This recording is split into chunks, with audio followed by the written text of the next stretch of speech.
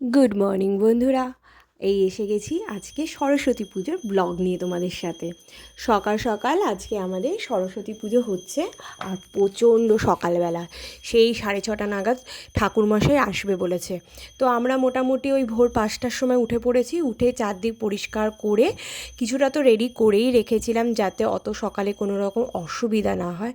আর তারপরে এই সমস্ত কিছু রেডি করে নিলাম। আমার ছেলে সকাল সকাল উঠে পড়েছে এবছর, ওকে আর ডাকতেই হয়নি, নিজে থেকে উঠে আমার হাতে হাতে অনেক কাজ করে দিয়েছে। এইটুকু ছেলে কিন্তু আমাকে কিন্তু প্রচুর হেল্প করেছে। কখনো এটা নিয়ে আয়, ওটা নিয়ে আয়, বেশ হেল্প করেছে। তারপর আমি পুজোর কাজে বসে গেলাম। আমার ঘরের ঠাকুরকে আগে ভালো করে পরিষ্কার পরিচ্ছন্ন করিয়ে নিলাম। তারপর সরস্বতী মা, হ্যাঁ সরস্বতী মাও ঘরের ঠাকুর, মানে যেহেতু আলাদা আসনে বসানো হয়েছে সেই কারণে আমি কথাটি বললাম। তারপর সরস্বতী মাকে আমার এখানে বসালাম। বসি আমি এই জায়গাটাতেই পুজো করি সাধারণত, সরস্বতী পুজো, গণেশ পুজো। এর আগে আমি অনেক ব্লগ শেয়ার করেছি, এখন তো আপনারা দেখতেই পেয়েছিলেন যে আমি এখানটাতেই মোটামুটি আমার ঠাকুরকে বসাই, কারণ জায়গাটা একটু বড় তো বেশ ভালো হয় পুজো করতে। আর এই যে এখানে আমার ছেলে আমাকে চন্দন বেটে হেল্প করছে, আর ও কিন্তু চন্দন বেটেছিল, ওর বাবা ওকে বলে দিয়েছে কিভাবে বাটতে হবে, বেটে হেল্প করছিল। আমাকেও ছোটোবেলা থেকে আমার মা এভাবে শিখিয়েছিল, তো আমি খুব অল্প বয়সেই মোটামুটি ঠাকুরের বেশ কাজগুলো পারতাম। তো আমার ছেলেকেও আমি ছোটো থেকেই শেখাই যাতে ওর কোনো রকম অসুবিধা না হয়। একটু থেকেই তো শিখবে, তাই জন্য আমি ছোটোবেলা থেকে বিভিন্ন রকমের ওকে, ও যখন করতে চাই আমি ওকে কখনো না করি না। যেমন একটা উদাহরণ দিচ্ছি, আমাকে ও রসুন ছুলে দেয়, মটরশুঁটি ছুলে দেয়, তো আমি ওকে কখনো বলি না যে না করবি না, ওকে আমি করতে দিই, তাতে ওরই পরবর্তীকালে হেল্প হবে। আর এই যে এখন আমি নৈবেদ্য সাজিয়ে নিচ্ছি। অলরেডি এখন কিন্তু 6:30 না, এখন 7টা বেজে গেছে। ঠাকুরমশাই বলেছে 6:30টায় আসবে, তারপর তো আসবে আসবে করে আমরা বসেই রয়েছি কখন আসবে। তারপর ঠাকুরমশাই এসেছিলো কটায় জানেন? ঠাকুরমশাই এসেছে সেই 10:45টায়, মানে 6:30 থেকে আমরা বসে রয়েছি ঠাকুরমশাই আসবে বলে, আর সেই ঠাকুরমশাই এসেছে 10:45টায়। ছেলে তো কান্নাকাটি করছে রীতিমতো, কিন্তু সে কিছুতেই খাবে না, খিদে পেলেও খাবে না, সে অঞ্জলি দিয়ে নাকি খাবে। যাক, এইটুকু বয়সেই সে এতটা বুঝতে শিখেছে, শুনেও ভালো লাগছিল। আমিও নাকি ছোটোবেলায় এরকমই ছিলাম। আমার তো পুরো একেবারে সমস্ত কিছু কমপ্লিট হয়ে গেছে, এতক্ষণ ধরে বসে থাকা যায়? যাই হোক, বসে তো রইলাম। ঠাকুরমশাই কখন আসবে? ছেলে হঠাৎ করে বলল, মা আলপনা করবে না? আমি বললাম আলপনা তো আমার কাছে করবো, তা ঠিক আছে তুই খড়িমাটি নিয়ে আয়। তো ওর জেঠির কাছ থেকে খড়িমাটি নিয়ে এসেছে, তারপর সুন্দর করে, মানে আমি যেটুকু পারি ওটুকু করলাম। আর আমার ছেলে, সেও নাকি আলপনা করবে। তারপর তো সে ট্রেন গাড়ি, যে যেটুকু পেরেছে সে সুন্দর করে আলপনা করেছে। তো আমি ওকে করতে দিয়েছি যে কর, এই করতে করতেই ও শিখবে।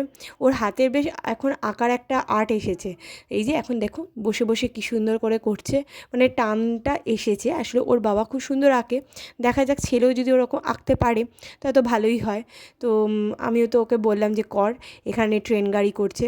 আর না, সমস্ত কিছু করে বসে থাকা মানে ওয়েট করাটা হচ্ছে বড় কঠিন কাজ। এই বসে বসে না কখন আসবে কখন আসবে, যাই হোক আলটিমেটলি ঠাকুরমশাই এসেছেন।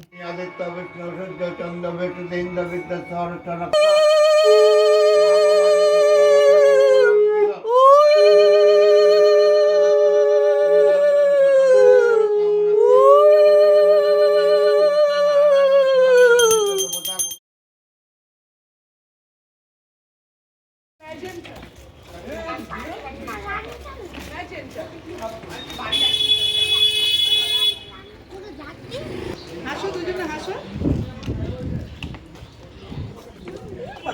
হাসিটা মিথ্যে আছে।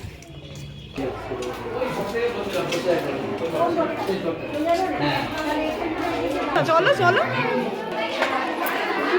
নমো করো নমো করো, এটাতে ঠাকুর দেখে যাও।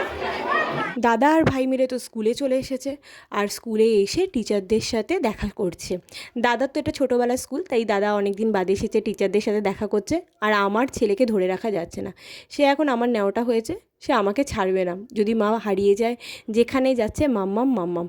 যাই হোক, তারপর সে ভোগটা নিয়ে বাড়ির উদ্দেশ্যে আমরা হাঁটা দিলাম। বেশিক্ষণ থাকতে পারিনি, আমার ছেলে কিছুতেই থাকতে দিল না। আর দেখুন মা সরস্বতী কী সুন্দর হয়েছে, এত ভালো লাগছে না, সেই ছোটোবেলার মানে স্কুলের কথা মনে পড়ছিল। যাই হোক, আমার তো স্কুলে যাওয়া হবে না, আমার স্কুল তো অনেকটাই দূরে, না হলেও বেশ কিছুক্ষণ টাইম লাগবে।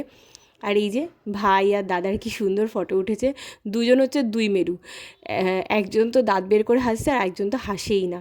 তারপরেই আমরা বাড়িতে চলে এসেছি ভোগ নিয়ে। আমার ছেলের কিন্তু এটা প্রথম ভোগ খাওয়া, ও ভোগ ব্যাপারটা কি জানে না, তো ও খুব এক্সাইটেড ছিল যে ভোগটা কী। আর এই যে ফ্রাইড রাইস, আলুর দম, মিষ্টি খেয়ে দিয়ে ঘুমিয়ে আমরা বেরিয়ে পড়লাম বিয়েবাড়ির উদ্দেশ্যে।